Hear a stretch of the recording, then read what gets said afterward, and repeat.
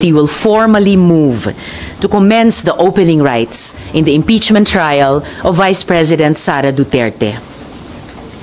Senate Minority Leader Aquilino Pimentel III and I will move to allow Senate President Francis Escudero to take his oath as presiding officer of the impeachment court and to administer the prescribed oath to all members of the Senate as judges of the impeachment court. We will also move for the Senate to convene as an impeachment court and for the articles of impeachment received from the House of Representatives last February to be formally presented to the body. Wala pa tayo sa trial proper. Opening rights pa lamang, panunumpa at formalidad. Hindi ito aabuti ng isang oras. So, let's not pretend that 1 hour is too much to ask. Kung ibang panukala sa plenary, umaabot tayo sa hating gabi. Sa tingin ko, kaya nating humanap ng oras para dito. We have 3 full days of session left, which can last up to midnight, as they have in recent days. We may have only 3 days, but 3 days is not nothing. The Senate must not be heedless and callous to the growing calls for the institution to fulfill its mandate and begin the impeachment trial. Nandyan ang simbahan at ang iba't ibang grupong relihiyoso, ang mga abogado, ang mga law schools at universidad, ang mismong mga bumalangkas ng ating saligang batas. Sina former Supreme Court Justice Adolf Ascuna, sina Attorney Rene Sarmiento, at Attorney Christian Monsod. Lahat sila nagsasabing kumilos na ang Senado. Bilang mga senador ng 19th Congress, malinaw sa amin sa minority ang aming responsibilidad. At hindi ako papayag na Senado pa mismo ang bumaliwala sa ating konstitusyon. Dahil hindi lang taong bayan ang huhusga sa amin. Kung hindi ito matuloy, hindi tayo patatawarin ng kasaysayan. So ano mangyayari? Magkukonvene na agad? Hindi na po mangyayari yung dapat basahin muna ng panel of prosecutors yung articles of impeachment? In fact, pangatlong step na yan. Unang step ay manunumpa ang Senate President bilang presiding officer. Pangalawang step, pasusumpain niya kaming lahat ng mga senador bilang senator judges. Kasunod niyan, finally, once and for all, babasahin sa amin ang articles of impeachment. Pero lahat ng yan, maaring hindi umabot sa isang oras. Kasi originally, ang magiging presentation muna ng articles of impeachment bago daw mag-convene bilang impeachment court. Ayon sa pagkaalam namin sa konstitusyon at sa rules of impeachment, yung kwento ko po yung sequence of events. Manumpa ang presiding officer, manumpa ang senator judges, babasahin ang articles of impeachment. Kailangan po ba yung prosecution team ng House yung magbasa on the floor nung articles of impeachment o pwede na yung Senate Secretary as the clerk of court ng impeachment court? Ang naging practice ay yung House prosecutors ang nagpe-present ng articles of impeachment. Pero kung base lang sa Senate rules of impeachment, maaring simpleng opisyal dito o assigned person sa loob ng Senado ang magbasa ng mga ito sa amin bilang senator judges once convened na kami as impeachment trial court. Pero ma'am, confident kayo na kapag nag-motion, makakakuha kayo ng enough votes para suportahan ng mga senador?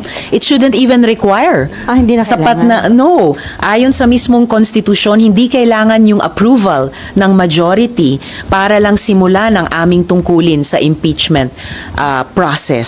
Pero kung kakailanganin pa ng isang motion, yan ang aming gagawin ni Senator Coco. So pag nag-motion kayo, no more debates, no more nabutuhan, dapat tuloy na agad yung...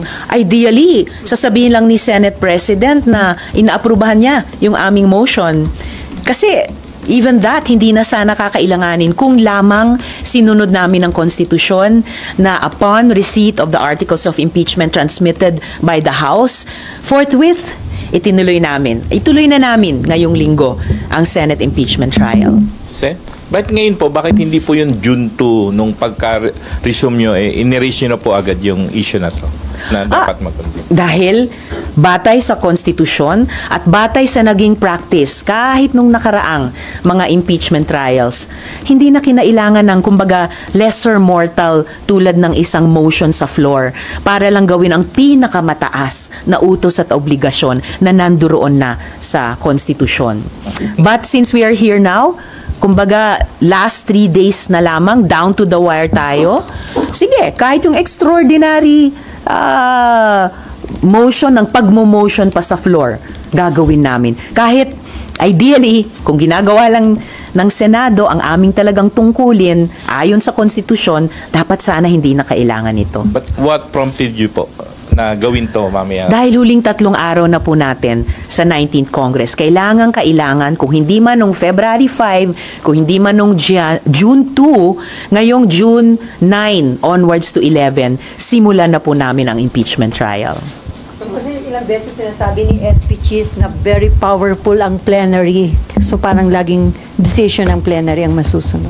Very powerful ang plenary sa aming legislative functions. Most powerful, above all, above the Senate, above the House, above the Supreme Court, even above the President, most powerful ay ang konstitusyon. At sinasabi sa konstitusyon, hiwalay ang aming legislative functions kung saan most powerful kami bilang Senado sa non-legislative functions. Magkahiwalay yung dalawang iyon. At sa non-legislative function ng impeachment trial, wala nang ibang kailangan magsalita kundi ang konstitusyon mismo kung amin lamang pakinggan at sundin. Ma'am? Si SP Cheese po kasi, he's under the belief na kahit may mag-motion, kailangan pa rin pagbotohan ng plenary. If it comes to that, since he is the presiding officer, do you think you will have the support po ng majority of the senators if it comes to a vote?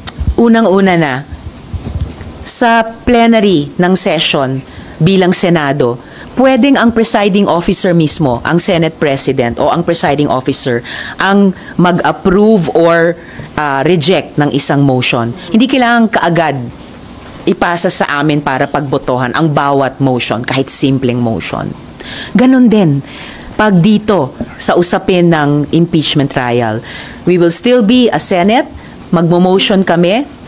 The Senate President has all the power and I would say the obligation na to rule favorably sa motion namin iyon. Kung kailangan pang umabot sa pagboto, kung ipasa pa niya sa amin sa plenary, well, nakikita nyo naman po habang dumadaan ang mga araw, dumadami. Mismong mga kasama namin sa majority na nag-on the record na payag sila or sasang-ayon sila na simulan na namin ang impeachment trial. Nandyan si Senator Alan Peter Cayetano, si Senator J.V. Ejercito, si Senator Sherwin Gatchalian, at si Senator Jinggoy. SP Pro Temp Jinggoy Estrada. Ma'am, yung pag-convene po ba ng Senate as an impeachment court, is that optional? Oh, definitely not. Definitely not. Kapag ang maging pananaw namin at ugali namin ay optional lang, yung pag-convene bilang impeachment court, susuwayin namin ang konstitusyon. Kami pa, Senado. At yun yung sinabi ko kanina, na hindi kami papayag sa minority. Hindi ako papayag bilang senador, na kami pa ang Senado ang susuway sa konstitusyon. Ma'am, ito ba na karoon kayo ng concern na mukhang may move to kill the impeachment case arbitrarily? Kaya nag-decide na kayo na mag-motion to? Well, sila na ang nagsasabi na bukod sa convict or acquit decision, may option pa na dismiss. Walang ganun po sa konstitusyon. Wala rin pong ganun sa rules on impeachment. No? Sila na yung pinapaaga yung valedictory speeches ng mga graduating senators. May lumalabas na kung ano-anong mga concerns na kung magva-valedictory na sa Martes, baka kulang ang mga tao sa Miyerkules. And alam naman natin, kailangan natin ng sacrosanct quorum na yan to transact business. Kaya ngayon pa lang, kahit frustrated kami na hindi kami simpleng sumunod sa iutos ng konstitusyon na pagtanggap ng articles of impeachment, forthwith, proceed with trial. So itong huling linggo, itong huling 3 araw ng sesyon, sige, gagawin namin yung extraordinary motion para lamang simulan yung opening rights ng impeachment trial. Ma'am, kung magsi-start po today yung opening rights, Yes. sa timeline po ninyo, ano po yung nakikita po ng minority na timeline? Kasi po si Sentol ay, ang sabi po niya, possible to conclude the trial by June 30. Kayo po ba, anong timeline po ninyo sa minority? Wala po kaming binubuong or ipinapanukalang timeline kasi opening rights pa lang nga hindi pa magawa-gawa eh. So we want to get over this first. Dapat hindi siya naging hurdle, pero naging hurdle pa. We just want to get over this first hurdle. Kaya ngayong umaga or nung inilabas yung ganung panukala na hanggang June 30, premature pa talaga. At saka isipin natin, 19 days? Yun lang ba ang naiisip naming ibigay na time frame sa ganitong kaimportanteng proseso? Sa simpleng civil cases lang nga eh. Halimbawa yung pagbibigay ng bayad or pagsisingil ng bayad. Ang rules of court nagbibigay po ng 30 araw para doon. Ano pa kaya sa isang napaka-importanteng constitutional process tulad ng impeachment?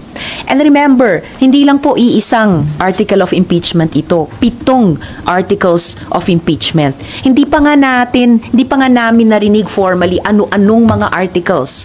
Hindi pa nga namin narinig ano-ano yung pinipresent nilang mga ebidensya, mga witnesses. Wala pa po kaming pagkakataon magtanong sa mga ito. So, paano namin masasabi ngayon pa lang na 19 days kaya na naming tapusin ang ganyang kaimportante at maaring mabigat? Kasi meron lang kaming chance matimbang gaano kabigat ba, gaano katagal namin kailangang tanungin ito kapag narinig na namin. Hanggang ngayon, hindi pa napagbigyan yung prosesong iyon. Hindi po ito wala pong express lane sa impeachment. Hindi rin siya online shopping na may express delivery.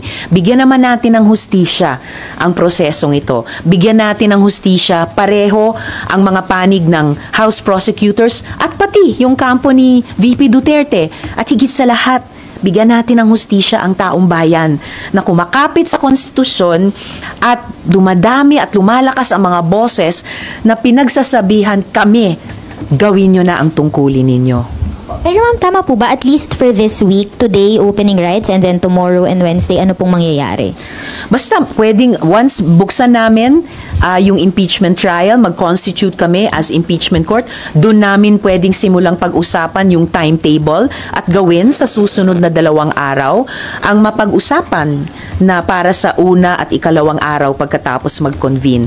At yung nalalabi pa, yung kakailanganin, kung ano man ang kakailanganin in fairness sa process, pwedeng ituloy ng 20th Congress. Ma'am, clarification lang. Bali mamaya, aasahan natin opening rights and then tatry nyo rin makapag-convene as impeachment court. Asahan nyo po na magmo-motion kami ni Senator Pimentel na gawin na namin ang opening rights, which would constitute convening ourselves as impeachment court. Panunumpa ng presiding officer, panunumpa naming senator judges, pagpresenta sa amin ng articles of impeachment. Okay. Lala po.